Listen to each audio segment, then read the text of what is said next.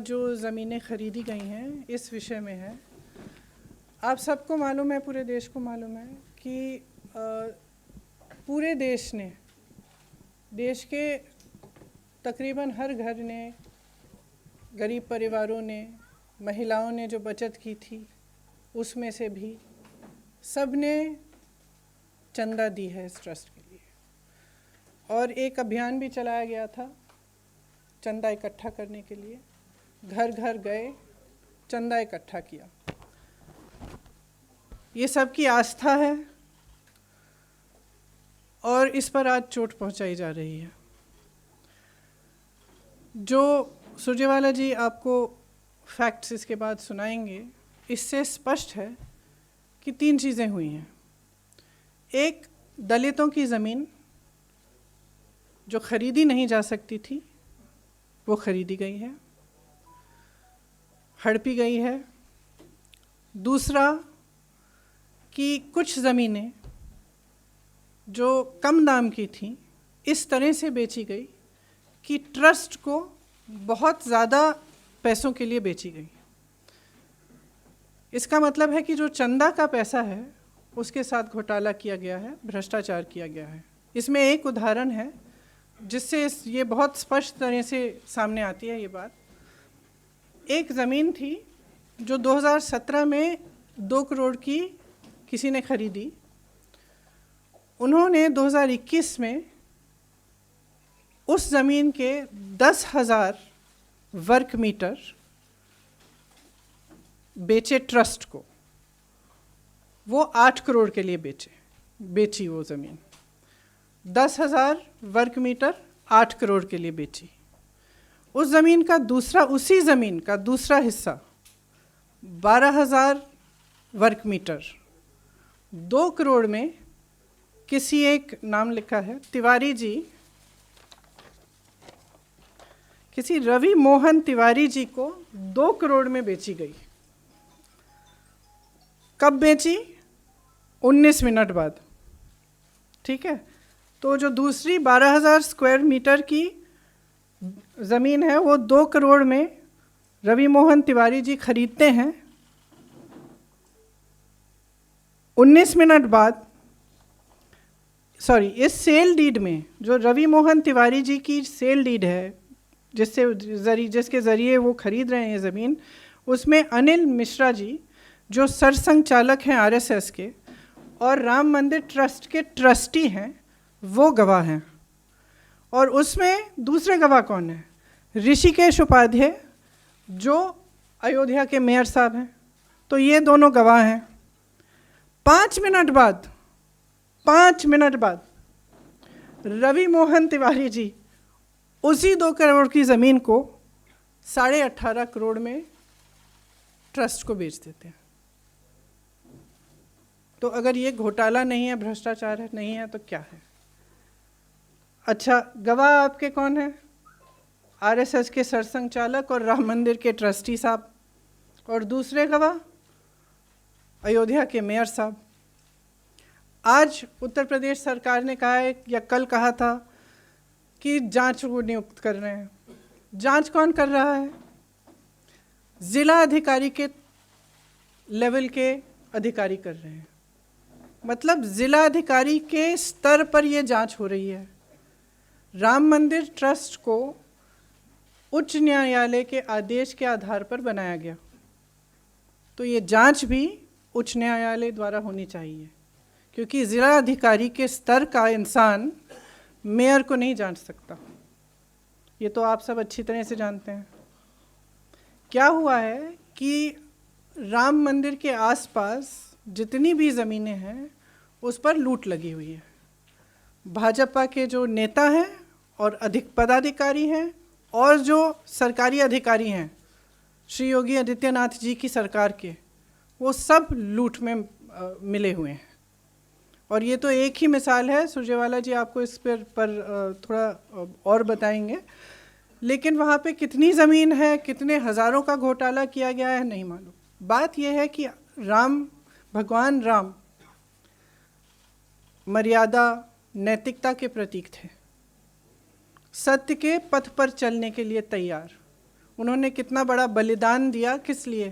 क्योंकि उन्होंने सत्य के पथ पर चलने का उन्होंने निर्णय लिया था। अब उनके नाम पर भी आप भ्रष्टाचार कर रहे हैं,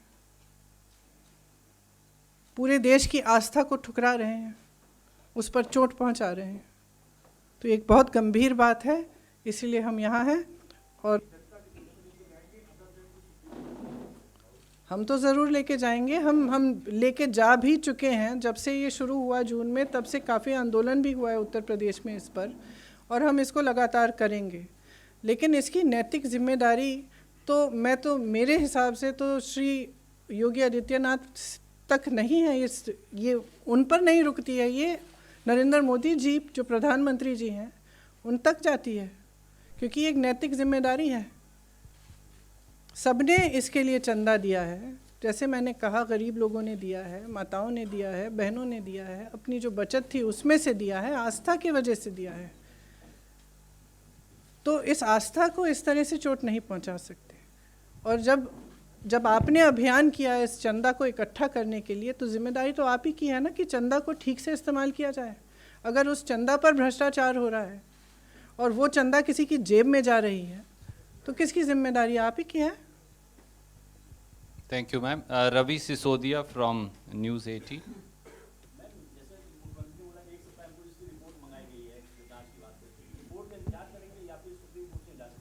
आप बताइए, कोई ज़िला अधिकारी मेयर पे जांच कर सकता है? और ये जो ट्रस्टी हैं, ये राम मंदिर ट्रस्ट के ट्रस्टी हैं, इस पर कोई ज़िला अधिकारी की आप यूपी आइए और मुझे कुछ कहने की ज़रूरत नहीं है। किसी भी ज़िला अधिकारी की हिम्मत नहीं है कि वो ऐसे इतने बड़े सरकारी पद पे जो बैठे हैं उन पर जांच की जाए। ठीक है, तो ये ऑब्वियसली ये जांच इसलिए कह रहे हैं क्योंकि कुछ कहना है, इस मामले को निपट लिया और आगे बढ़ें, लेकिन ये एक बहुत बड़ा मामला है। Thank you ma'am. Ashish from ABP.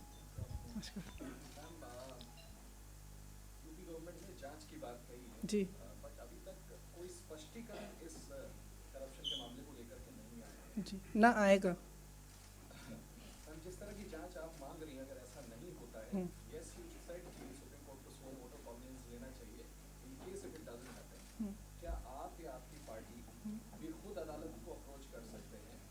और जस्ट एक मुझे अलाउ करें ma'am, it's again your subject. Ma'am, Lakhimpur कांड को लेकर Let's not Ashish mix questions because let's take one question at a time.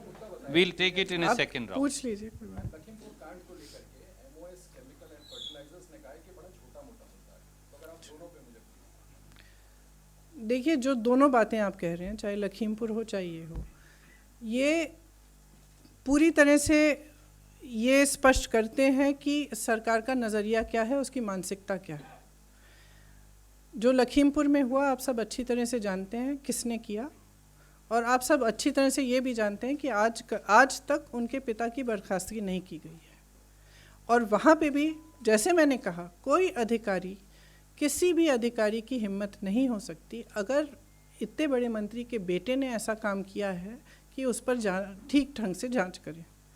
वही हमने उस मामले में कहा, वही हम इस मामले में कह रहे हैं। इस मामले में मैंने कहा, मेयर साहब का हस्ताक्षर है, राम मंदिर के ट्रस्टी के हस्ताक्षर हैं, जो आरएसएस के सरसंघ चालक हैं, और आपने पूरी जांच एक ज़िलाधिकारी के स्तर के इंसान को दे दी है कि आप जांच करिए।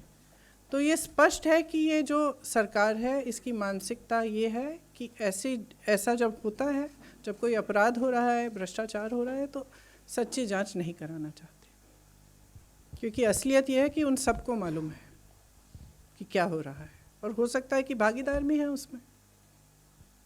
Thank you ma'am. Vikrant from TV9। सवाल ये है कि जिलाधिकारी स्तर पे जांच की बात की जा रही है, लेकिन जिलाधिकारी के पिता ने खुद ही 1 किलोमीटर के दायरे में काफी जमीन खरीद रखी है, तो ऐसे में क्या आप लोग सुप्रीम कोर्ट अप्रोच करेंगे? खुद डीआईजी ने भी खरीद रखी है, कह रहे हैं डीआईजी ने भी खरीद रखी है, वही मैं कह रहा हूं, तो उसमें जिलाधिकारी क्या जांच? तो सब लूट में शामिल हैं।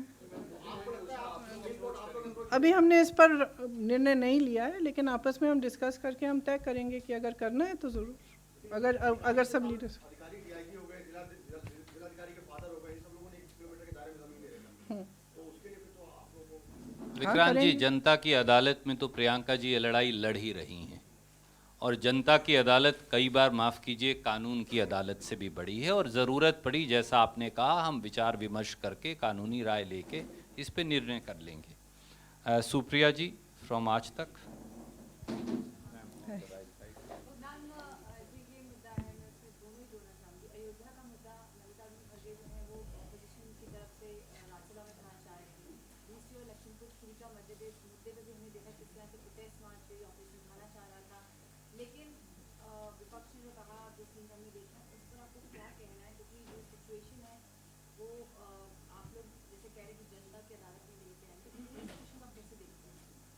सिचुएशन ये है कि लोकतंत्र को ख़त्म किया जा रहा है, और ये है कि चाहे भ्रष्टाचार हो, चाहे अत्याचार हो, चाहे हत्याएं हो किसानों की, इन सब बातों पे ना चर्चा हो रही है, ना जांच कभी होगी, क्योंकि सरकार जानती है कि क्या हो रहा है, सरकार उसमें पक्षदार है, सरकार नहीं चाहती कि सच्ची जांच हो, और ये नहीं चाहती कि एक लोकतांत्रिक तरह से इस पर कोई भी चर्चा हो, क्योंकि चर्चा होगी आप सबको अब मजबूर हो जाएंगे दिखाने के लिए।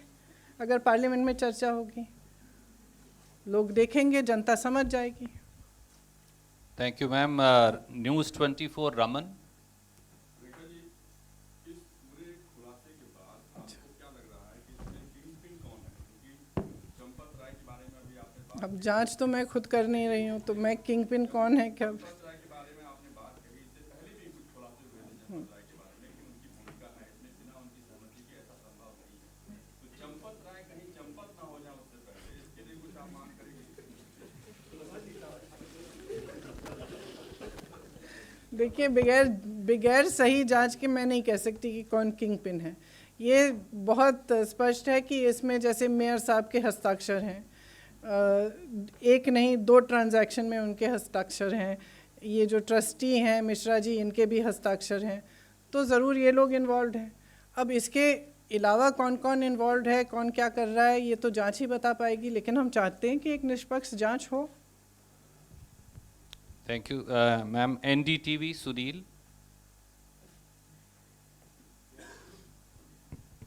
Just wanted to ask you, the government is suo motu taken, when you made a statement, public statement the other day, the suo motu ordered an inquiry, and I'm not getting into that because I don't want to divert that.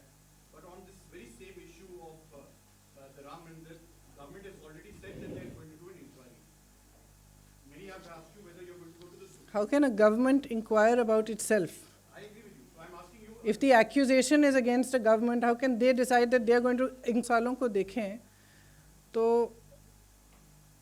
Uttar Pradesh में जितने भी विपक्षी दल हैं, हमारे अलावा किसी ने आंदोलन नहीं किया है, कोई सड़क पे नहीं आया है, कोई किसी ने जनता के मुद्दे नहीं उठाए हैं।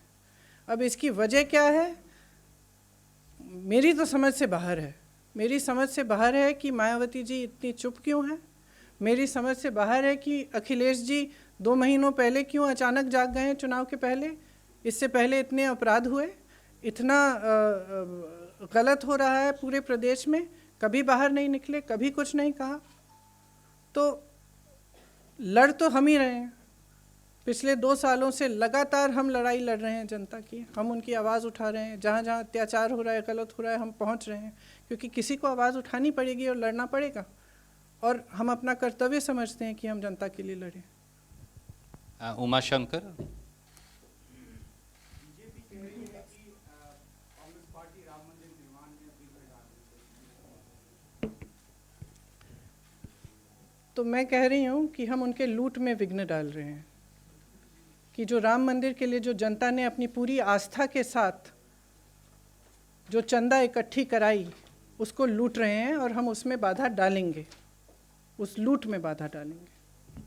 Thank you, ma'am. I think we'll wind up and we'll carry on another time.